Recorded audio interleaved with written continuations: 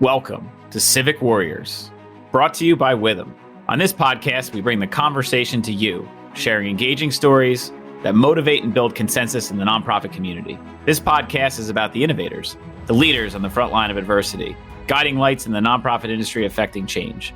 And through their stories, we can all join forces to become Civic Warriors. Hey, Warriors. Welcome to today's episode of Witham's Civic Warriors. Today, we have a very special guest, Adam Nash. Adam is the co-founder and CEO of Daffy, or the Donor Advised Fund for You. Adam served as an executive, angel investor, and advisor to some of the most successful technology companies that come out of Silicon Valley. He has his bachelor's degree in computer science from Stanford, MBA from Harvard, and is currently on the board of directors of Acorns, one of the fastest growing financial wellness systems, and Shift Technologies. We're going to be talking a little bit about Daffy today, which is the Donor Advised Fund for You, which is a not-for-profit community built around a new modern platform for giving, one built around the commitment to give, not the amount you give. It empowers people to make giving a habit through a seamless mobile experience that helps members set money aside for charity, watch it grow tax-free in a modern investment portfolio, and donate to the more than 1.5 million charities that sit in the United States today. So we're going to go through a couple things about charitable giving, the mindset about charitable giving, and Adam certainly, being the CEO, has created a platform which really encourages and creates a different model for giving than many of us are used to. So Adam, thank you so much for taking the time to be with us today. Oh, Brad, thank you for having me. Glad to be here. Love it. So, one of the things that intrigued me the most, just kind of hearing about the model itself, maybe Adam, tell a little bit about your backstory and why, giving itself is important to you, or why you feel it was important to create this platform. Yeah, I'm happy to. And I would tell a story a little bit about Daffy as well. But in terms of me personally, you mentioned I'm an engineer by training. I came out of school and I love computers. I love software. And mainly what I love about computers and software is just the fact that it can take things that are either difficult or consistent or slow and make them effectively abundant and free. And so most of my career has been about bringing technology to new areas. Actually, my first job was at Apple, which wasn't the go-go days. This was the 90s when everyone was counting the minutes until Apple went out of business. But I had joined this company called Next, which got acquired by Apple, and ended up working on the new operating system, Rhapsody, which ended up becoming the basis of macOS 10 and iOS and all these things we use today.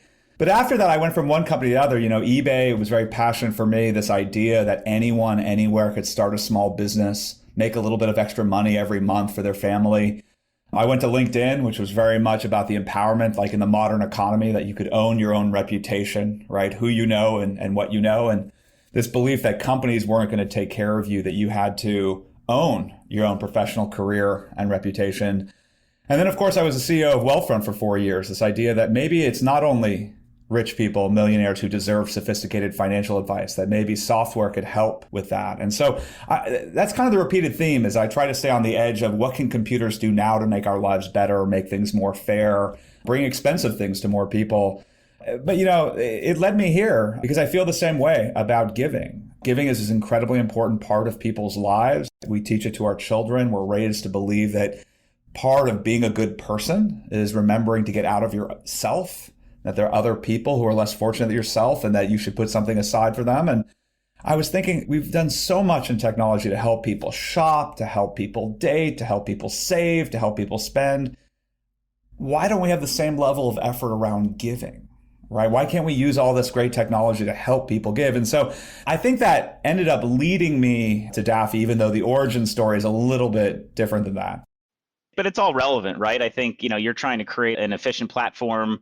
You certainly have the mindset that there's all these elements out there, but no one's really, or people have, but there hasn't really been a significant amount of focus on giving itself. Certain people of religious background have certain things in their principles, but not everybody. Not everybody kind of their first thought is, how much am I going to give this year? Am I going to set a target? Am I going to set a goal? And I think it's certainly relevant to create a platform that facilitates that or creates an efficient way to facilitate that. So definitely an interesting part of the platform itself that at least I gravitated towards. Oh, yeah, for sure. And that's not an accident, right? For the last 5 years, I've taught a class at Stanford University. I'm teaching it again this year. It's called Personal Finance for Engineers, and go through money problems. And it turns out there's a lot of commonality in money problems, right? And so, when Alejandro and I were looking at different ideas of what we could build in 2020, remember, this is during the pandemic. Obviously, giving was very top of mind, partially because of the pandemic and the fact that a lot of people were suffering and struggling in a number of ways. but partially because Alejandro and I are both parents. You know, my kids go to this school, has a wonderful tradition. Every Friday, the kids bring in spare change. They put it in a little piggy bank.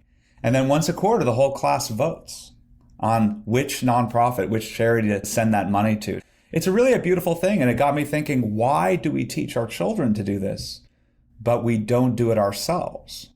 And then I said, actually, there's an asterisk on that. It turns out there is a group of people who does do that regularly, but they have access to advisors and accountants. You know, wealthy people have these donor advised funds. They put money aside all the time for nonprofits, largely for tax reasons. And so we got to thinking maybe there's some value in actually expanding that to everyone. And of course, it turns out that most people do give. I think in the US, it's like 60 to 70 million households, but they give transactionally, right? They tend to give when asked. It's not as proactive. And you're 100% correct. The research is overwhelming. If you set a goal for something financially, you tend to do it better. You can imagine none of us would save for our retirement that well if you had to write a check periodically into your retirement, right? No, you want it hooked up to your paycheck. You want that money to go to a 401k or an IRA every paycheck, every month.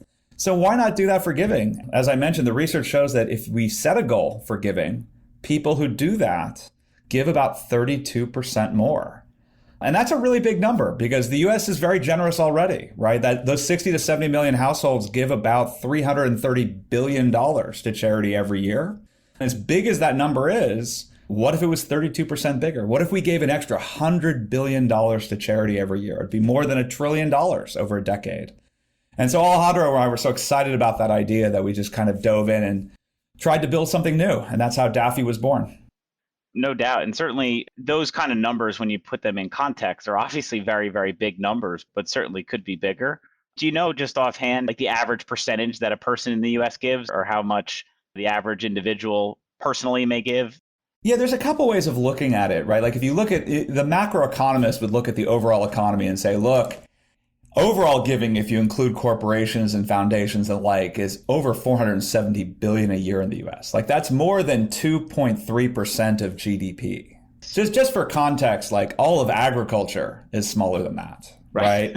And so, you know, macroeconomists say like, well, what percent of income does the US give to charity? It looks like about 2.3%. That's the high level answer. But I will tell you, I'm a very design centric person. You mentioned in my introduction, my graduate degree, my master's in computer science is in human computer interaction. So first thing you learn is you always talk to real people. You don't want to just be in a room with a bunch of engineers. You actually want to talk to human beings who are going to use the product. And so actually the first thing I did at Daffy is I actually spent a few weeks talking to as many people as I could about how they think about giving. And so I have bad news and good news for you. Sorry, I'm going to give you the bad news first. Yeah, bad news first is no one agrees. No one agrees. Talk to 25 people, you will get at least 20 different opinions about how much people should give to charity. But the good news is that when I asked people how much they gave to charity every year, uniformly to a T, they wanted to give more than they actually did. Right? I would ask them how much do they think they should give to charity every year. They'd give me a number, they'd give me a percentage, and then I'd ask how much did you actually give last year? And almost to a T, everyone was feeling a little bit guilty, I think disappointed in themselves. This was not an embarrassment for me. They didn't care telling me. But it was more personally. Giving is very personal. Most people, I learned, have someone in their lives, a parent, a teacher, a priest, a rabbi, someone they looked up to who taught them that giving is part of living a good life. And so when they realized that despite having this notion that they should give, that they didn't meet their own standard for being good, it's a hurtful thing. You think something's gone wrong. And actually, that's a big piece of why the research comes out the way it is, right? A lot of Daffy is based on the idea that if we just helped people be the good people they want to be, to give the amount that they actually want to give, it would be a phenomenally larger number than what people give today. Without a doubt. I ran a survey here a couple years ago with them. We were a little bit smaller. We had about 1,000 employees at the time. And I asked that simple question, why do you give? I was just curious. And I think we got something like 250 answers. And the number one reason why people give was personal connection, whether someone had a disease that a charity supports, someone grew up in a certain environment and that organization provides the public benefit. And just very, very plainly was kind of what I expected. But also it's what their brain, I think, associates with who they want to give to because they were personally affected by it. So it's an easy association. But if they don't know the specific charity, to your point of sometimes people just don't know who to give to, or they don't have that direct, even with all the marketing out there and all the flyers and all the TV commercials and everything that charities do, it doesn't necessarily click into, okay, well, how does that translate into a dollar? So then the second thing there is you have to make it easy for them, right? I think the second reason why a lot of people don't give is it's just not easy for them for whatever reason. And I don't think that it's not, charities have made it very easy for people to give on a variety of levels, but if it's not front and center, you don't get an email pinging you to do something, you don't get the mailer every day to ping you to do it. Certainly there's a lot of room for technology or for, a different mindset towards it or different ability to use a technology to make that happen. And we also found out that out of all the 250 people, nobody read the 990. So one of the comments go, oh, do people look at my 990? And I hate to break it to everyone, but not everybody looks at the 990 except for like foundations. Foundations always look at the 990s, but individuals, unless there's some major public issue, don't usually go to GuideStar and pull up the 990. Sorry to everybody. Yeah, no, I think it is a hard problem. There's no doubt. Unfortunately, I think it's even harder than you're letting on because, as a product person, it seemed to me that giving is two hard problems combined into one, right? One is most people don't have really detailed budgets. They don't have a clear idea of how much money they have. I was always impressed at Wealthfront. We had a feature. It was a financial advisor. You could link your bank accounts and summarize your income and how much do you want to save and route to other areas. And it's all automated. Fantastic.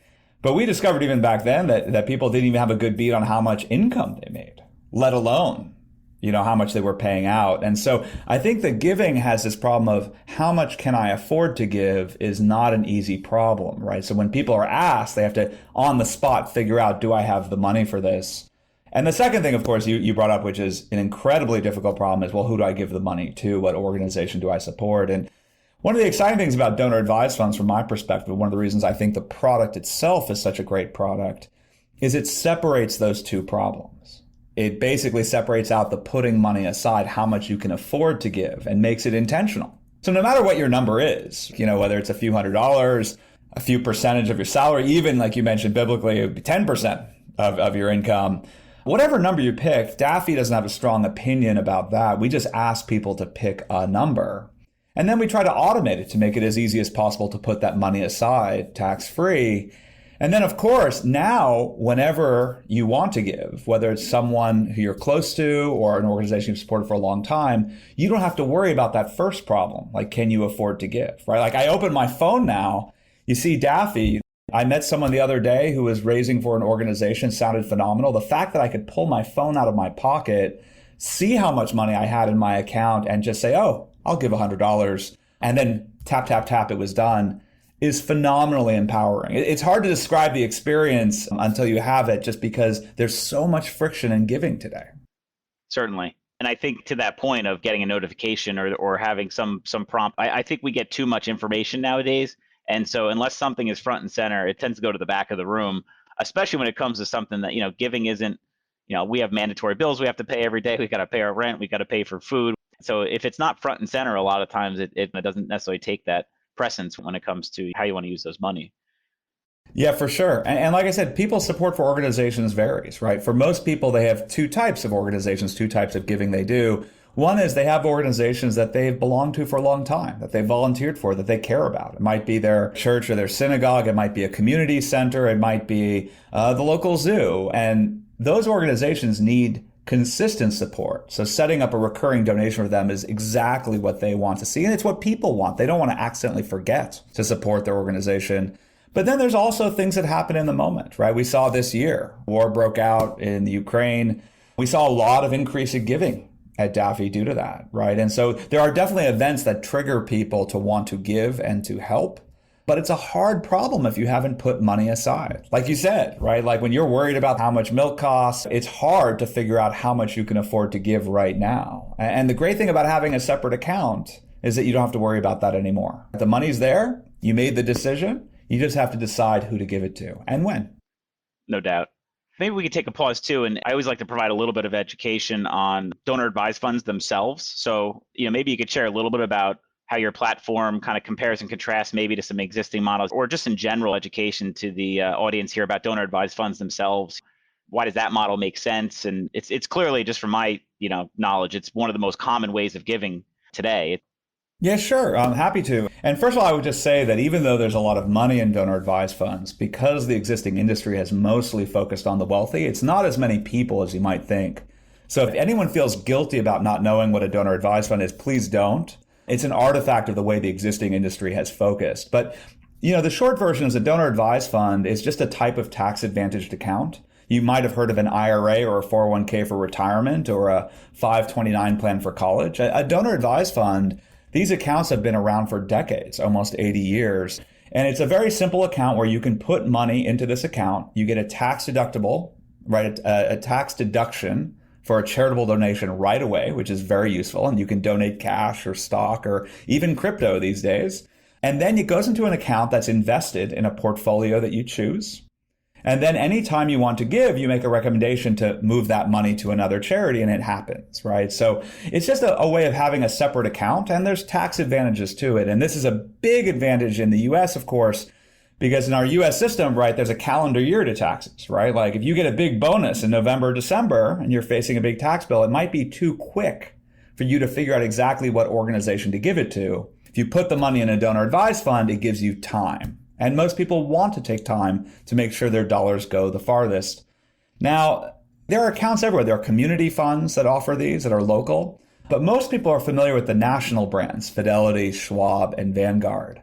But the problem with these institutions is really just two things. One is the technology tends to be a little bit dated, right? I was very surprised when we launched Daffy that we were the first fully functional donor advised fund in the App Store, right? The only app where you could download it, open an account, fund it, invest the money, and make donations to almost any legal charity in the US. And that was in 2021, right? The App Store isn't exactly new, right? So these big banks and brokerages move so slowly, it's not totally surprising to me, but that was one of the issues, the technology. But the second one is actually how they make their money. Unfortunately, all these firms are investment firms. Whether it's Fidelity or Schwab or Vanguard, these are all great firms. Vanguard is a wonderful company, right? I recommend their products and services all the time. But even their donor advised fund works the way the others do, which is that they charge you a percentage of assets under management. So Vanguard has a minimum of $25,000. So you can't even open an account for less than $25,000. And they charge you 0.6%, which means for a $100,000 account, that would actually be $600 a year. And this causes two problems. One is it's definitely more expensive than we are. We're a basic membership fee. We cost $3 a month, no matter how much money you have in there. But the bigger issue is that with that business model, they're really incentivized to go after the largest accounts. So it turns out for them, $1 million account really does make them 10 times as much revenue as a $100,000 account and 100 times more than a $10,000 account if they even allow it. And so they end up spending most of their time looking for wealthy people who can afford to put millions of dollars aside for charity. And what's even worse from my perspective for the entire industry around philanthropy is they actually lose revenue every time you give money to charity, right? If you have a $100,000 account with Fidelity and you give $10,000 to your church, well, then their revenue just went down 10%. And I don't think they work actively against it. But you can tell that their incentives are not to help you push that money out so quickly. And so these were a lot of the ideas we put into Daffy when we thought about redesigning the donor advised fund is how could we make it easy to open? We use technology, of course. How can we make it inexpensive? We used a membership model like most nonprofits do, right? Just $3 a month. And of course, we set our minimums very low. So you can open up a Daffy account with a simple decision to just put aside $10 a week. $25 a month.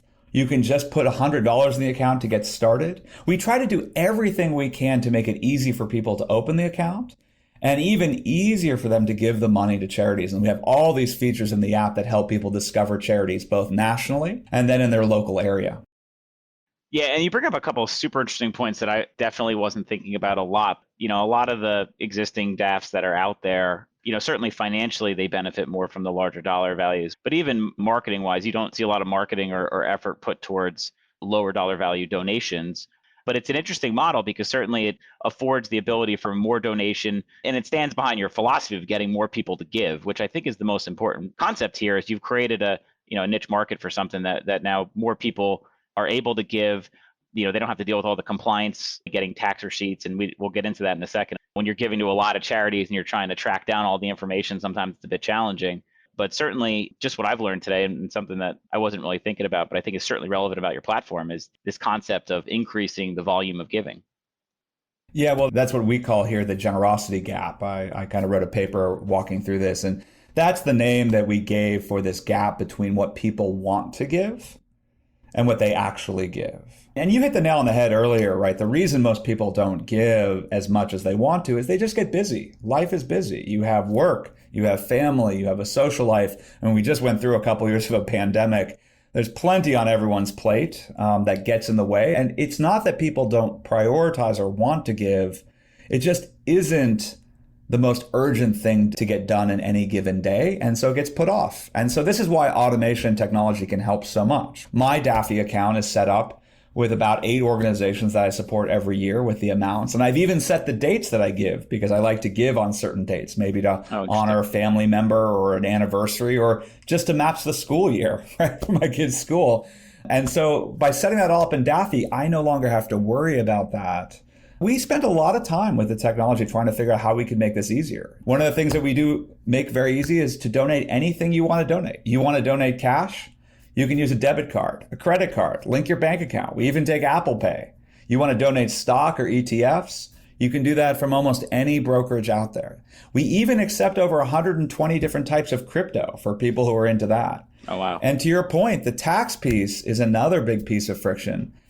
Anyone in Daffy can get a tax report any day. It's not something that we mail out every year, in February. You can open the app anytime and see a complete list of everything that you've donated and what's potentially tax deductible. So you can either give to your accountant or handle it yourself. And yes, we handle the forms. If you donate stock or you donate crypto and there's special things you need to do at tax time, we take care of that too. So we really try to do as many things as possible to make it easy to give. It's our whole reason for existence. Our mission as a company is to help more people give more often. And so that's what we do.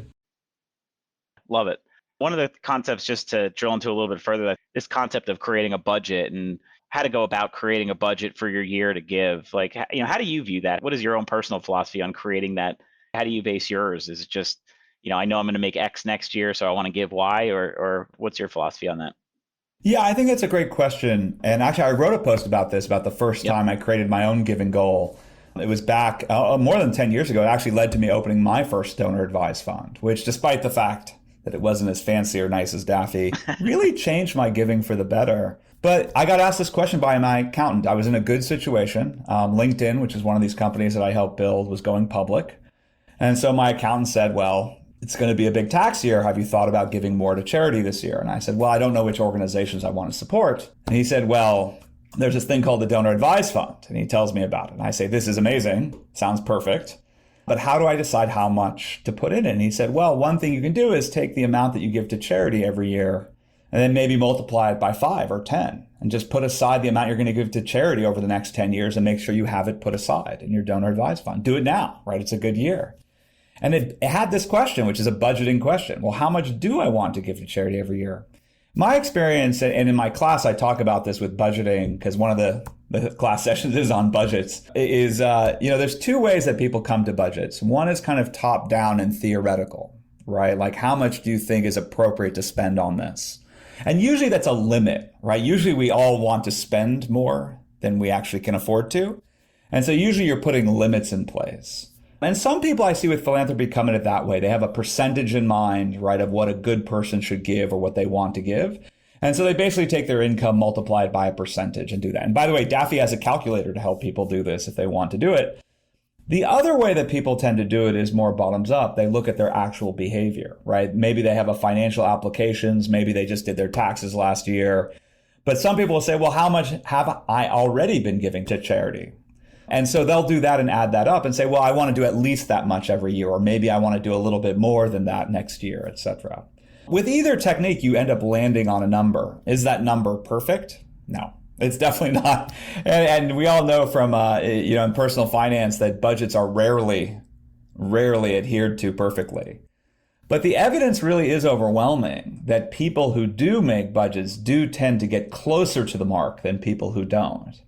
And just the intentionality of thinking about the problem affects the way you spend overall. And so what I found in my own behavior is the intentionality of picking a goal for my giving, of saying, this is how much I'm going to give to charity every year, not only greatly increased the amount I actually gave to charity, but also it gave me a baseline that when I wanted to be more generous, I would go even above and beyond that number, which is kind of a better version than going above and beyond what you're supposed to spend on, rent or food or other things in our lives, or, maybe those things you have to entertainment, right? There's some things that, don't quite generate as much value as maybe food or rent, clothing, etc. But with giving, it's a wonderful feeling when you beat your goal. I mean, one of the things we actually designed in the Daffy app is kind of like Apple Watch, like your health meter. You set this goal and you track through the year how you're doing against your goal. And when you hit that goal, one of my favorite features is like, the bar turns gold, you get confetti, right? And every time you open the app, you kind of get this reminder that you've exceeded this goal. And then, of course, next year, you can always set the goal higher and help more people. Yeah, and psychologically, it certainly lends to it. But your concepts on budgeting, I mean, when I look at some of the businesses that we work with, a lot of the nonprofits, I either see people do zero-based budgeting, right? You start at zero and I pick a number with what I think I can or should give, or I do it based on a percentage. Or I start out with the old Sally concept of same as last year. I start as last year as the benchmark and say, okay, maybe this year I'm going to increase it by 3%, cost of living, or 8%, depending on what inflationary year you're in. But certainly some good concepts just for those out there thinking about, how do I pick a target? How do I create a budget? May not be first nature.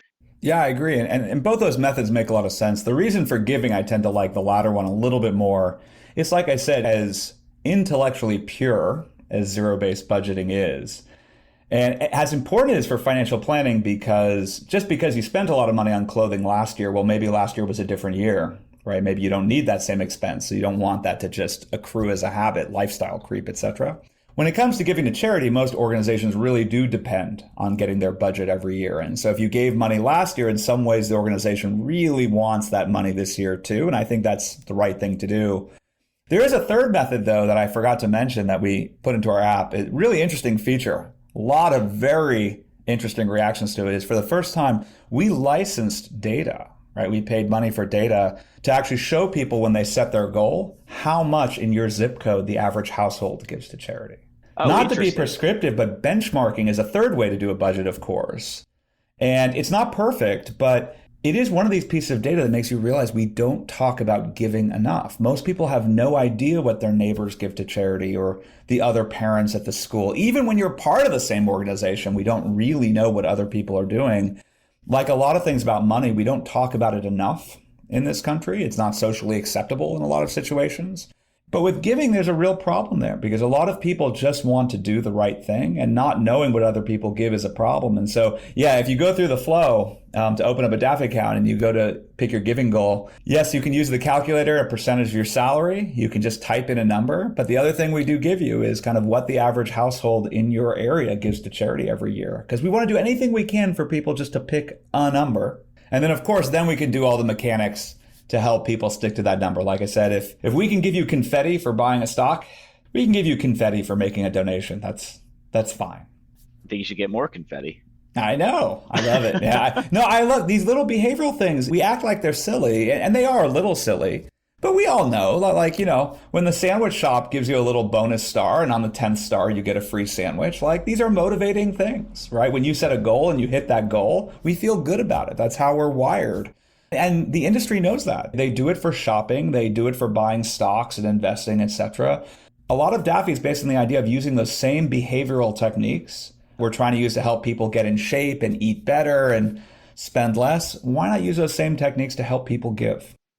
And if I were an individual, I want to put $100 in today, how would someone go about setting this up? I know you mentioned it before, but just to kind of reiterate a little bit, how would one go about setting up a donor advised fund with you? We try to make it as easy as possible. The easiest way to do, of course, is just to go to the Apple App Store, type Daffy, download the app, and get started. It'll walk you through the whole thing. And like I said, whether you want to fund your account with a credit card, a debit card, linking your bank account, Apple Pay, everything works. You can also go to daffy.org and open the account on the web, right? On desktop, mobile. We've tried to support literally every device we can. We've even optimized the web experience for Android to make sure that everyone can open an account. Actually, for your listeners, if they want, everyone who joins Daffy gets their own invitation code because we think giving is social and it's better when you're invited by someone. And so very happy, by the way, for you to have your own invite code. But if people want to use mine, if you go to daffy.org/AdamNash/invite, you'll get $25 when you register and fund your account to donate to the charity of your choice. So really, we try to make it as painless as possible to sign up, and even a little perk, right? If there's some organization that matters to you, you want an extra $25 to give to them, we're happy to get you started because we believe that once you give with this system, you'll like it so much, you'll stick with it for years. Awesome. And that's easy. And as Adam said, one of the first and only ones that's physically in the App Store. So, and most of my counterparts here that are a little younger than I am, they live and breathe those applications. I'm still a little bit older where I'm going to websites and things, but we have the website for you too. It's good, but it's short URL, daffy.org. But like I said, this philosophy that we have of making it easy to get started, easy to give, really permeates everything we do. And so whether it's taxes, whether it's funding the account, making donations, we really try to make everything as easy as possible, as transparent as possible. And like I said, what we've seen in the behavior, we've been out less than a year, but what we see from our members is that they download the app, they put some money into it, they try it, they make a donation or two. And then they discover that they can make a recurring donation and support their organization. Oh, they can link their account and put in money every month.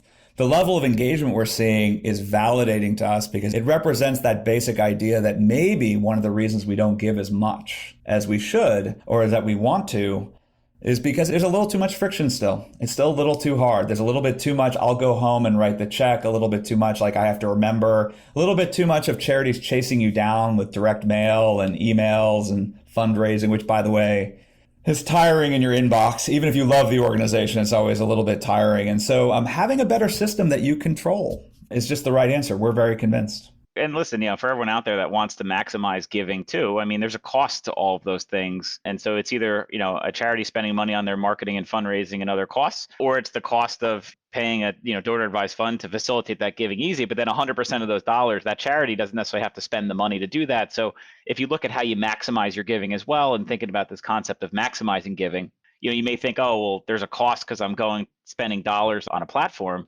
But at the same token, those dollars get spent in other ways at charities. They get spent, if you are a not-for-profit out there, that you're spending money on fundraising professionals and on all different things. And so certainly there's a lot to be said about, there's always a cost of giving, but in certain cases it can definitely be less. And the less of the cost of giving, the more money that actually goes to the actual mission or cause of the organization. So I look at it that way as well. Yeah, it makes perfect sense. So we're winding down the time here, Adam, but anything else you want to share that maybe I didn't ask, or anything that you want to share to the audience that you think would be relevant before we wrap up? Well, I think the only last thing I'll nudge people to is, the markets have been up and down this year. Some people have experimented with crypto, some people haven't.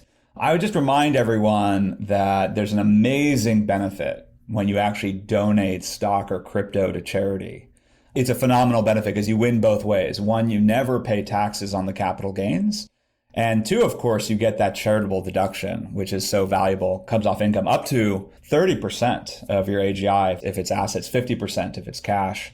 The only problem is, of course, is that most nonprofits aren't set up to take stock or crypto, right? And actually, our second donation ever was from a guy who wanted to donate crypto to his synagogue, but obviously the synagogue didn't take crypto.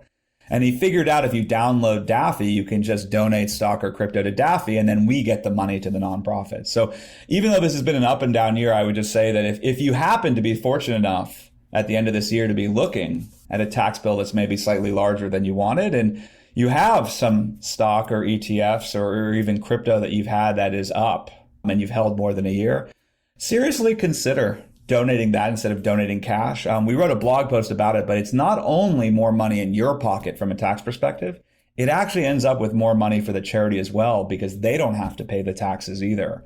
And so it's a phenomenal way to put some leverage into your giving that most people, if they don't have a professional accountant or financial advisor, don't consider. Yeah, and certainly it's another good point of to increase giving, sometimes donating appreciated property like stocks and crypto and other things, you get a much bigger benefit than just donating the cash that you already paid the tax on. So there's also advantages to doing that. And I think it's great that you have a kind of a one-stop place that can facilitate that, trying to just continue to get more money into the hands of charitable organizations and go on that original philosophy that we talked about in the beginning. So I appreciate bringing that up, Adam. Yeah, of course. Yeah, so great conversation. I really appreciated your background. I appreciate you sharing a lot of the insight into your own giving model as well as your platform, Daffy. Certainly a new model, a new way of giving, an easy way of giving. For everyone out there and all my Civic Warrior fans, really appreciate you listening to this. And we appreciate, Adam, you spending the time and sharing with us some more insight for our fans to give more money to charity. So thanks so much. Yeah, absolutely. My dream is just to have millions of people, together inspiring each other to give more to charity. And we're hoping that Daffy will do that. It sounds like you're well on your way. So definitely appreciate you sharing this and spending your time with us today.